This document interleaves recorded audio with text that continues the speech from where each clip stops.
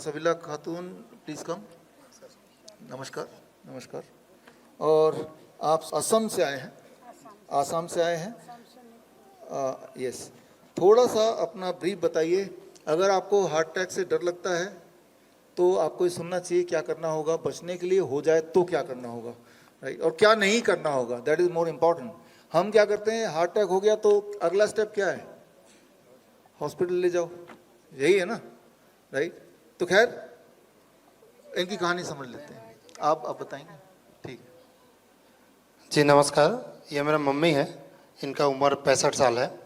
इनको 14-15 साल से शुगर और बीपी का प्रॉब्लम था, वो कंटिन्यू दवा खा रहे थे।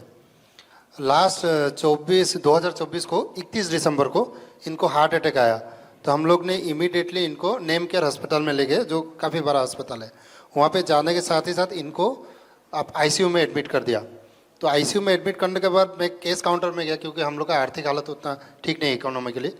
तो वहाँ पे बोला 12 घंटा या 24 घंटा का 40,000 रुपये करके पे करना पड़ेगा। तो मैं डर गया, क्योंकि इतना आर्थिक हालत ठीक नहीं है। फिर भी रिक्वेस्ट करने के बाद 1-2 दिन बाद उन लोगों ने जनरल पे शिफ्ट किया और बोला हम लोग मॉनिटर करेंगे। तो मॉनिटर करने के बाद फिर हमें कहा कि आप एक काम करो, इमीडिएटली आप इनका ऑपरेशन करना पड़ेगा। कुछ बोलता है वायर कुछ ऐसा लगा देता है, एंजियोप्लास्टर कुछ।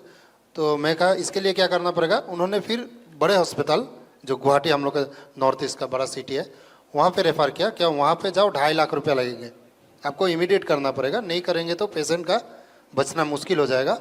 आपको हम लोग दवा दे रहे हैं, 18 किस्म का दवा दिया है, जो मैंने आप लोगों को टीम को भेजा हुआ है। तो दवा खाते खाते मैं आपकी वीडियो सोशल मीडिया के ज़रिए देख रहा था।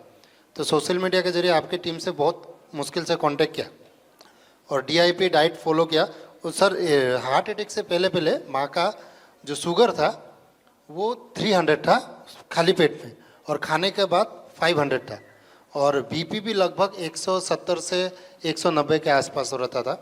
और 6 महीने पहले डॉक्टर को रेगुलर ट्रीटमेंट करता था, तो डॉक्टर ने कहा इनको गैस्ट्रिक अल्सर हो गया फर्स्ट स्टेज।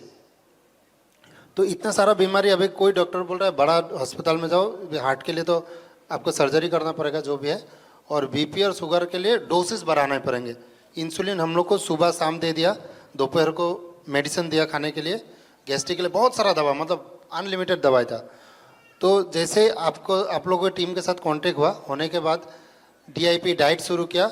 चमत्कारी रूप से 3 महीने में माँ का जो बीपी था वो बिल्कुल ख़त्म हो गया।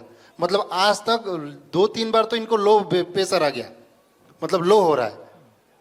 तो अचानक से वो दवा छोड़ना पड़ा, अगर दवा नहीं छोड़ते तो माँ को मतलब लो बीपी हो जाता। तो दवा छोड़ दिया, आज तक एक भी दवा नहीं खाया बीपी का। शुगर 95% ख़त्म हो गया, बिल्कुल भी। थोड़ा 5% इसलिए मैं बोल रहा हूँ, बाकी है मम्मी कभी कभी आप डाइट चीटिंग करते हैं, मतलब कुछ कुछ अलग से चीज़ खा देते हैं, तो उसके वजह से शुगर आपका 200 का आसपास रहता है खाना खाने के बाद। लेकिन कल परसों मैंने आपका एक वीडियो देखा कि 250 तक नॉर्मल है, वो हमको पता नहीं था। हम लोग को डॉक्टर ने बोला था 150 का ऊपर गया तो आपको दवा खाना है, 150 का ऊपर गया अगर शुगर तो आपको दवा खाना है, 150 रहना चाहिए खाने के बाद। और हार्ट का अभी तक 2 महीना लास्ट हो गया सर, एक भी दवा नहीं खा रहा है, कुछ भी प्रॉब्लम नहीं हुआ, ना हमें कोई ऑपरेशन करना पड़ा, ना कुछ महंगा इलाज के चक्कर में जाना पड़ा। सिर्फ डॉक्टर बीआरसी सर का मतलब गाइडलाइन से इतना कम में इतना बड़ा बड़ा बीमारी से आज़ादी मिल गया कि मैं सोच भी नहीं सकता। इसके लिए बहुत बहुत शुक्रिया। और एक छोटा सा स्टोरी है सर, 3 महीना पहले मेरा एक दोस्त है, उसका किडनी 82% खराब हो गया था। तो उनको डॉक्टर ने कहा कि 3 महीने बाद वो एक्सपायर हो जाएगा, मर जाएगा। 25 ईयर्स का लड़का है, मेरा पहचान का है।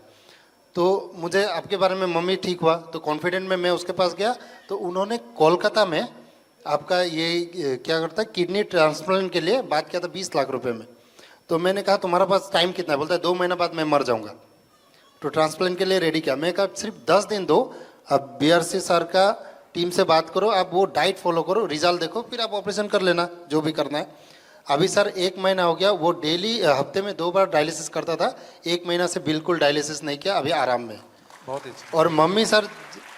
और मम्मी जब ठीक हो गया था हार्ट के लिए, तो हम लोग नॉर्मली जा रहे थे, हफ्ते में 2 हफ्ते में बुला रहा था डॉक्टर। जब मम्मी क्योर हो गया, डॉक्टर के पास गए, वो डॉक्टर प्रसाद नाम है, उन्होंने मम्मी का इलाज करके बोला इतना फास्ट कैसे अच्छा हो गया। तो हमने बोला सर आपका दवा से, लेकिन एक्चुअली दवा छोड़ दिया। अगर मैं उनको बोल देता कि दवा छोड़ दिया, मुझे भगा देते।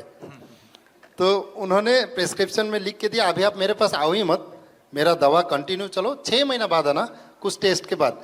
लेकिन मैंने उनको नहीं कहा कि एक्चुअली आपका दवा छोड़ दिया हमने, मैं सिर्फ जनरल चेकअप के लिए गया था कि मम्मी अभी ठीक है कि नहीं। अब आपका उनको पता चल जाएगा ये लाइव चल रहा है ना।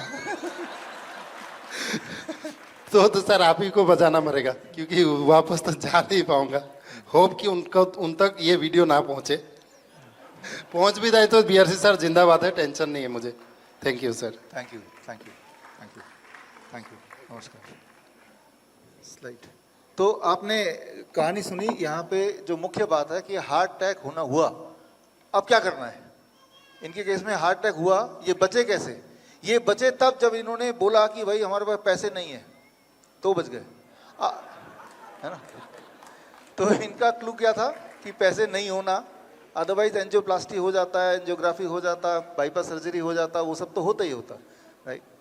तो एक बात आपको समझना है, जब भी आपको चेस्ट पेन हो, किसी को भी कभी हो सकता है, खासतौर पे वो लोग जिन्होंने कोविड के वैक्सीन लिए, तो चेस्ट पेन जब होता है उस वक्त पेन को इमीडिएटली कम करने के लिए, जैसा हम अक्सर बताते हैं अपने कोर्स में, कि अगर आप नीचे बैठ जाते हैं, पेशेंट को बिठा दें और this is the posture, right, इस पोस्चर में द पेन इट रिड्यूसेस।